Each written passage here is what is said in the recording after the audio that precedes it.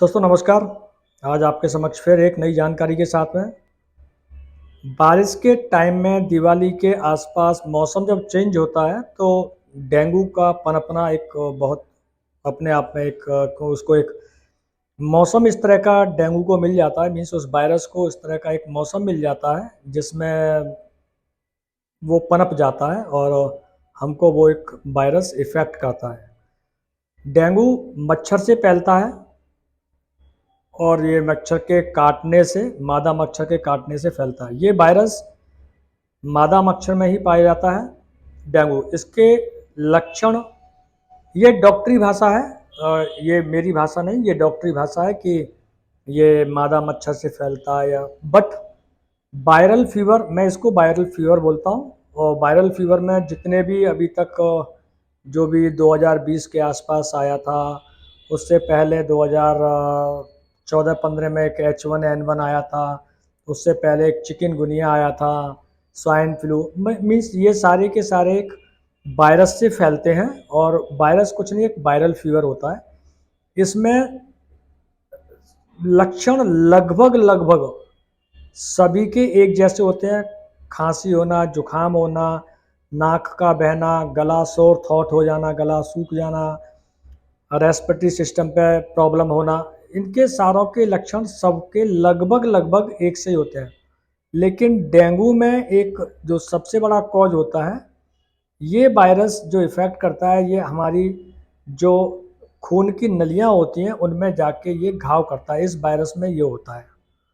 और जब हम को ये वायरस इफ़ेक्ट करता है तो इस वायरस में हमारी प्लेटलेट्स कम होना शुरू हो जाती हैं।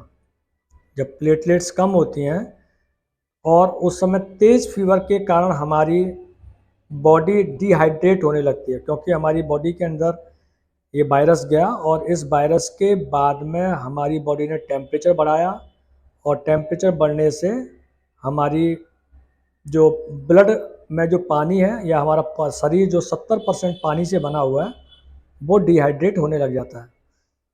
प्लेटलेट के कम होने से कभी कोई नहीं मरता। जी दोस्तों, प्लेटलेट के कम होने से कभी कोई नहीं मरता। अगर इंसान मरता है तो बस यही वो गलती करता है कि जब हमको फीवर आता है, डेंगू फीवर आता है या वायरल फीवर आता है, तो उसमें हमारी बॉडी डिहाइड्रेट होती है, पानी की कमी हो जाती है, हमारा ब्लड गाढ़ा हो जाता है। जब ब्लड गाढ़ा हो जाता है तो उसकी वजह से बीपी हमारा या तो हाई की तरफ चला जाता है या लो की तरफ चला जाता है या इंटरनल ब्लीडिंग शुरू हो जाती है। जी दोस्तों, प्लेटलेट कम होने से कभी नहीं होता है। ये मैं केवल डेंगू की बात नहीं कर रहा हूँ, ये मैं हर फीवर की बात कर रहा हूँ कि हमारा शरीर जो 70% पानी से बना हुआ है, ये डिहाइड्रेट नहीं होना चाहिए, इसमें पानी की कमी नहीं होनी चाहिए। आप विश्वास कीजिएगा, फीवर में बॉडी हमारा हमारा खुद का सपोर्ट करती है, बस उसको नीड है पानी की। तो पानी उसको जितना आप दिया जाएगा, कोई भी वायरल फीवर है, कोई भी वायरल फीवर, मैं हर वायरल फीवर की बात कर रहा हूँ, तथाकथित 2020 वाला, उससे पहले H1N1 वाला, स्वाइन फ्लू, या हर मौसम में एक फीवर आता है या ये डेंगू, इसमें केवल और केवल ये 5 दिन का एक चक्र है। इस 5 दिन के चक्र में हमारा बॉडी अपने आप उस वायरस से लड़ती है।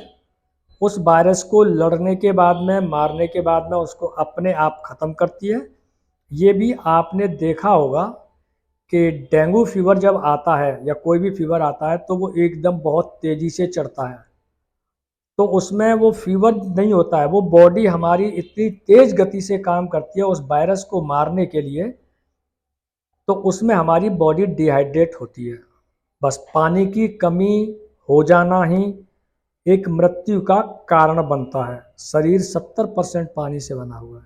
करना क्या है, जब भी कोई भी फीवर आता है, जब भी कोई भी वायरल फीवर, मैंने जितने भी नाम लिए, कोई भी, इसमें आपको अपने पैर एक बाल्टी में 42 से 45 डिग्री टेम्परेचर तक, घुटने बाल्टी में आ सकें उसमें इतना पानी भरना है और उसमें पानी डाल के, पैर डाल के अपने 10 से 15 मिनट बैठना है। हमें क्या किया, हमने जब बॉडी टेम्परेचर बढ़ा रही थी तो हमने उसको सपोर्ट कर दिया बॉडी को कि आप कम काम करो, हम आपको कृत्रिम फीवर दे रहे हैं उस वायरस को मारने के लिए।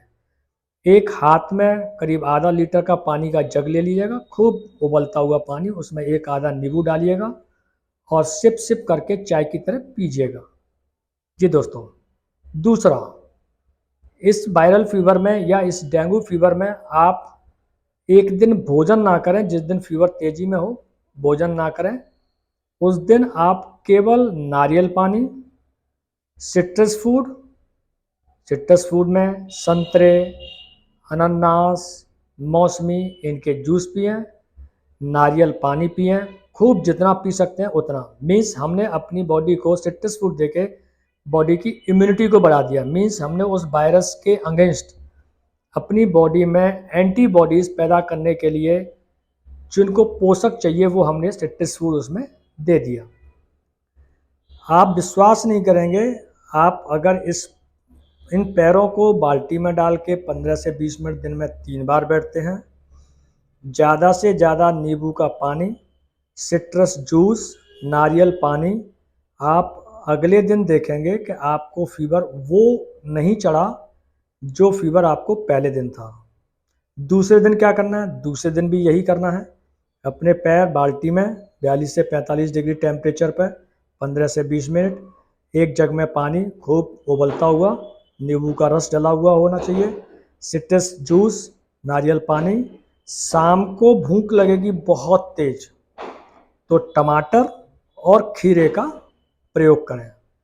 अगले दिन मीन्स तीसरे दिन, मैं तीसरे दिन की बात कर रहा हूँ, तीसरे दिन आपको दोपहर तक इतनी तेज भूख लगेगी और आपको ऐसा फील होगा कि मेरी बॉडी कोई कमज़ोर नहीं है, जो अक्सर वायरल फीवर के बाद में हमारी बॉडी वीक हो जाती है। बॉडी वीक होने के पीछे कारण यही होता है कि हमने तुरंत एक पैरासीटामोल डाली और हमने उस वायरस को एक मौसम दे दिया कि तुम पनप जाओ। बॉडी उस समय हमें बहुत ज़्यादा काम करनी पड़ता है बॉडी को उस वायरस से लड़ने के लिए। इसलिए हमने क्या किया, बॉडी को एक वो माहौल दिया जिसमें वो वायरस से लड़ रही थी।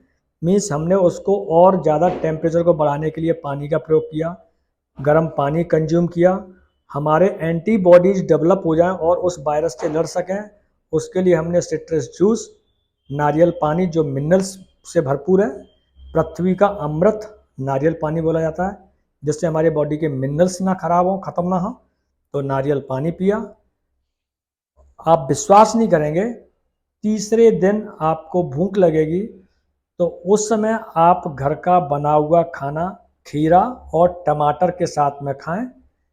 तीसरे दिन आप बिल्कुल स्वस्थ होंगे। डेंगू का मैं दोबारा से फिर आपको इलाज बता रहा हूँ। डेंगू में आपको क्या करना है, एक गर्म बाल्टी पानी, घुटनों तक पानी हो, 42 से 45 डिग्री टेम्परेचर हो, उसमें डाल के बैठना है 15 से 20 मिनट। एक जग में करीब आधा लीटर पानी हो, खूब उबलता हुआ, उसमें आधा नींबू निचोड़ के सिप सिप करके वो पीना जब तक आपके पैर उसमें बाल्टी में डले हैं। नारियल पानी, मौसमी का जूस, अनानास का जूस या संतरे का जूस ये पीना है। ये नहीं सोचना कि ये तो ठंडक देगा, नहीं, बिल्कुल नहीं ठंडक देगा ये।